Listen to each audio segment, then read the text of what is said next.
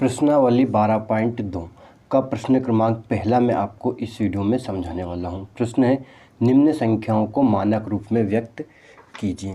ये संख्याएं दे रखी है, इन्हें हमें किस रूप में मानक रूप में व्यक्त करना है। ये किस रूप में, सामान्य रूप में है।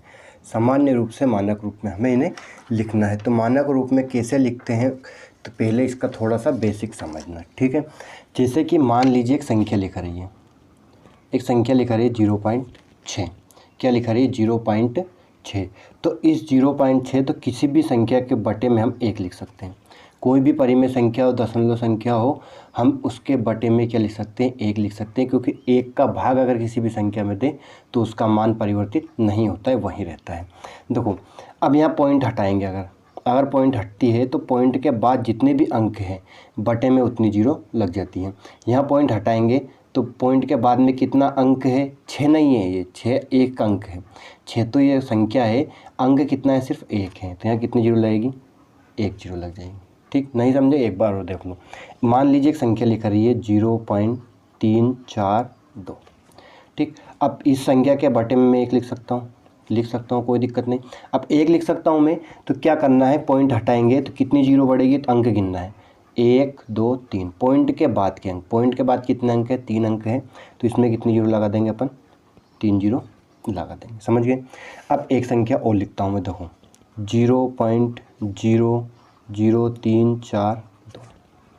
ठीक, अब इसके बटे में मैंने 1 लिखा, पॉइंट हटाया। तो अब पॉइंट के बाद ये वाली 0 नहीं गिनना है, लेकिन इन 0 को तो हमें गिनना है। ठीक, इन 0 को काउंट करना है, वरना गलत हो जाएगा। तो कितने अंक है? 1 2 3 4 5। तो यहाँ कितनी 0 लगाएंगे? 1 2 3 4 5। लेकिन अब ये बचा क्या है? देखो, किसी भी संख्या 0 0 3, ये 3 ही रहता है। इसे भी 3 बोलेंगे अपन, इसे भी 3 बोलेंगे और इसे भी 3 बोलेंगे। लेकिन अगर यहाँ पे 0 लग गई तो ये 30 हो जाएगा, इधर 0 लग गई तो 300 हो जाएगा, और इधर 0 लग गई तो ये कितना हो जाएगा? 3000 हो जाएगा। ठीक, तो किसी भी संख्या के पहले 0 हो तो उसका मान परिवर्तित नहीं होता, वही रहता है। लेकिन अगर बाद में 0 बढ़ा है तो वो 10 गुनी होती जाती है। ठीक, देखो अब इसमें क्या लिख सकते हैं अपन? 342। मतलब 0 0 0 342 को अपन सिर्फ 342 लिख सकते हैं। बटे में कितना है? 1, कितनी 0 है? 5 0। 1 2 3 4 5 0। तो यहाँ तक उम्मीद है आपको अच्छे समझ में आ गया होगा। किसी भी दशमलव संख्या को हटाकर बटे में 1 लिखकर उतनी 0 लगानी पड़ती है। अब देखो क्या करना है हमें।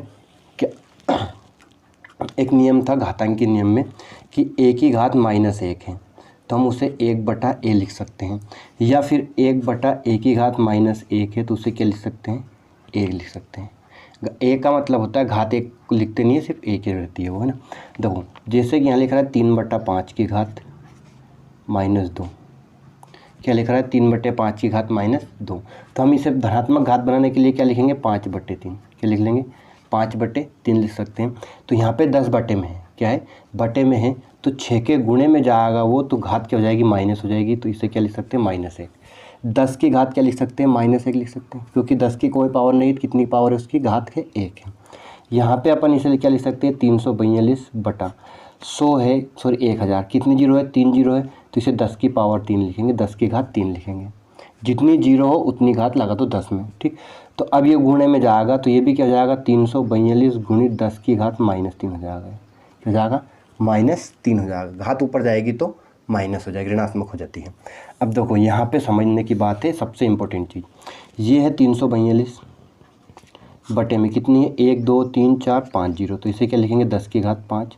अब ये ऊपर जाएगा तो 342 गुणित 10 की घात क्या हो जाएगा? -5। ये तो अपन ने ऊपर समझ लिया, लेकिन अब यहाँ पे समझना है। देखो, अगर मैंने यहाँ पे पॉइंट लगा दी, ये 342 है, इसमें 2 अंक बाद पॉइंट लगा दी। क्या लगा दी? 2 अंक बाद पॉइंट लगा दी। तो देखो, गुणित 10 की घात -5। गणित वास्तविकता पर आधारित होता है, कुछ भी काल्पनिक नहीं होता। 2 अंक बाद अपन ने यहाँ पे पॉइंट लगाई है, तो इसमें कितने का गुणा करना पड़ेगा हमें? 2 0 का। कितनी 0 का? 2 0 का। क्यों? क्योंकि अगर 100 का अपन इसमें गुणा कर देंगे तो 342 हो जाएगा वापस। ठीक है ना। तो इसमें 2 का गुणा करेंगे, मतलब 10 की घात 2।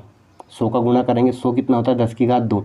तो अब ये 5 है और ये 10 की घात 2 है, तो 5 माइनस है और 2 प्लस है, तो ये कितना हो जाएगा? 3.42 गुणित 10 की घात -3 हो जाएगा। क्या हो जाएगा? -3 हो जाएगा। समझ गए कैसा है ना। यहाँ पे 10 की घात 2 और यहाँ 10 की घात -5। 2 घात धनात्मक है, 5 माइनस है, तो माइनस प्लस घट जाएगा, और बड़ी संख्या माइनस की, इसलिए माइनस का चिन्ह आ जाएगा। तो जब भी याद रखना क्या हो, अगर यहाँ पे अपन पॉइंट लगाएं संख्याओं के बाद, तो जितनी भी अंक बाद अगर पॉइंट लगा रहे हैं तो उतनी ही घात कम करनी है। क्या करनी है? उतनी ही घात कम करनी है माइनस में, और धनात्मक है तो प्लस हो जाएगी। समझ गए? अब अपन प्रश्न को हल करते हैं। बेसिक समझना बहुत ज़रूरी होता है। तो अब पहला सवाल है, देखो है ना, ये एक संख्या लिख रही है। पहले तो 0 पॉइंट के बाद के अंक गिनना है, कितने हैं। ये पॉइंट है 1 2 3 4 5 6 7 8 9 10 11 12 13 अंक है। कितने? 13। तो इसके बटे में मैं क्या लिखूँगा? 1 लिखूँगा, और इस पॉइंट को हटाकर कितने जीरो लगाऊंगा? 13 जीरो लगाऊंगा। 2 2 4 2 6 2 8 2 10 2 12 और 1 13। ठीक, अब ये 85 हो गया। कितना हो गया है? 85, 85। ठीक, क्योंकि 85 के पहले अगर जीरो है तो वो को मान्य नहीं है। 10 की घात कितनी हो जाएगी यहाँ पे? 13। अभी समझाया मैंने, जितनी भी जीरो है उतनी घात लगानी है। अब ये 10 की घात 13 ऊपर जाएगा तो 85 गुणित 10 की घात की जो हो जाएगा, ये माइनस हो जाएगा। क्या हो जाएगा? ऋणात्मक हो जाएगा। 10 की घात 13 बटे में था तो ये ऊपर जाएगा तो किसका हो जाएगा? माइनस हो जाएगा। अब अभी बताया मैंने, अभी एक्सप्लेन किया था, अभी समझाया था। अगर मैं इसे 8.5 लिखूँ तो मैंने कितने अंक बाद पॉइंट लगाया इसमें? 1 अंक बाद। कितने अंक बाद? 1 अंक बाद पॉइंट। तो ये 10 की घात माइनस कितना हो जाएगी? 12 हो जाएगी। क्या हो जाएगी? 12 हो जाएगी। समझ गए? अगर मैं इसमें संख्याओं में अंक, संख्या के बाद पॉइंट लगाता हूँ तो जितने अंक बाद पॉइंट लगाना है उतना इसमें से घट जाएगा। समझ गए? अब दूसरा सवाल देखेंगे। देखो यहाँ पे मैं इसके बटे में कुछ नहीं है तो 1 लिखूँगा, पॉइंट हटाऊँगा, गिनूँगा अंक कितने हैं। 1 2 3 4 5 6 7 8 9 10 11 12 13 14। तो 14 जीरो लिखेंगे। 1 2 3 4 5 6 7 8 9 10 11 12 13 14 जीरो। अब इसे क्या लिखूँगा मैं? 942 बटा 10 की घात कितना हो जाएगा? ये 14 हो जाएगा। कितना हो जाएगा? 10 की घात 14। अब ये 10 की घात 14 ऊपर जाएगा, गुणे में अगर पहुंचाएंगे तो क्या हो जाएगा? ऋणात्मक हो जाएगा। तो 10 की घात क्या लिख दूंगा मैं? -14। अब वापस देखो, यहाँ पे मैं सिर्फ 1 अंक बाद पॉइंट रहना है, पॉइंट के बाद सिर्फ कितना? 1 अंक रहना चाहिए। तो यहाँ मैं किसका 942 में 9 के बाद पॉइंट लगा दूंगा। 1 अंक बाद ही पॉइंट लगाना है, तो 9 के बाद पॉइंट लगा दूंगा। तो ये 10 की पावर कितना हो जाएगा? अब आप बताइए मेरे को भी। यहाँ पे 13 से -12 हुआ, क्यों? क्योंकि सिर्फ 1 अंक बाद पॉइंट लगाया। यहाँ पे 2 अंक बाद पॉइंट लगाएंगे तो ये कितना हो जाएगा? -12। 14 से क्या हो जाएगा? -14 से क्या हो जाएगा? -12 हो जाएगा। तो समझ गए कैसा आया? ठीक, अब देखना यहाँ पे, इसमें कुछ नहीं करना, पॉइंट नहीं है, दशमलव नहीं है। दशमलव नहीं है तो अपन क्या लिखेंगे? इस 602 को लिखो। क्या लिखेंगे? 602 गुणित 10 की पावर। अब यहाँ जितनी जीरो है उतनी पावर लगाना है, 10 की घात लगाना है। 1 2 3 4 5 6 7 8 9 10 11 12 13। तो ये 10 की कितनी घात लगाएंगे? 13 लगाएंगे। अब देखो यहाँ पे ऋणात्मक घात थी, यहाँ पे धनात्मक घात है। क्या है? धनात्मक घात है। तो क्या करना है?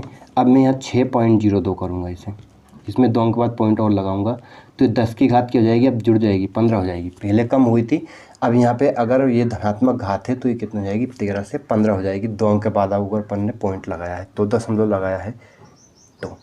समझ गए? तो ये कितना हो जाएगी? 10 की घात 15 हो जाएगा। लेते हैं अगला क्वेश्चन। यहाँ पे कुछ नहीं है, बटे में 1 लिखा, पॉइंट हटाया, पॉइंट है ना इसलिए। कितने? 1 2 3 4 5 6 7 8 9 10 11 जीरो। 1 2 3 4 5 6 7 8 9 10 11 जीरो लगा दिया अपन ने। अब इसे क्या लिखेंगे अपन? 837, और 10 की घात कितनी हो जाएगी? अभी पढ़ा 11। ये ऊपर जाएगी तो ये कितना हो जाएगा? 837 गुणित 10 की घात -11। क्या हो गई? -11 हो गई। अब -11 हो गई तो अब इसमें मैं 8.37 करूँगा, मतलब कितने अंक बाद पॉइंट लगाया मैंने? 2 अंक बाद पॉइंट लगाया। कितने अंक बाद पॉइंट लगाया? 2 अंक बाद पॉइंट लगाया। तो इसमें से 2 घात कम हो जाएगी तो कितनी जाएगी? 11 में से 2 गई तो -9। क्या हो जाएगी? ऋणात्मक 9। अब ये वाला करना है, बिल्कुल तीसरे के जैसा, कुछ है ही नहीं उसमें। क्या लिखूँगा? 3186 लिखा, गुणित 10 की घात कितनी लिखना है? 2 2 4 2 6 और 1 7, 2 2 4 7। कितनी घात लिखी? 7। अब क्या करना है? अब क्या करना है? देखो यहाँ पे मैं 3.186 लिखूँगा। कितना लिखूँगा? 3.186, मतलब 3 अंक बाद पॉइंट लगाया मैंने, 3 अंक बाद दशमलव लगाया है। 3 अंक बाद दशमलव लगाया तो 10 की घात धनात्मक है तो ये आगे जाएगी, ऋणात्मक होती तो कम हो जाती, बढ़ेगी मतलब। तो 10 की घात कितनी हो जाएगी? 10 हो जाएगी। 7 से कितनी हो जाएगी? 10। अगर ऋणात्मक घात होती तो अपन क्या करते थे? 4 कर देते। कितना? -4। धनात्मक है इसलिए क्या जाएगा? ये 10 की घात 10 हो जाएगा। तो उम्मीद है आपको प्रश्न क्रमांक पहला काफ़ी अच्छे से समझ में आ गया होगा। धन्यवाद।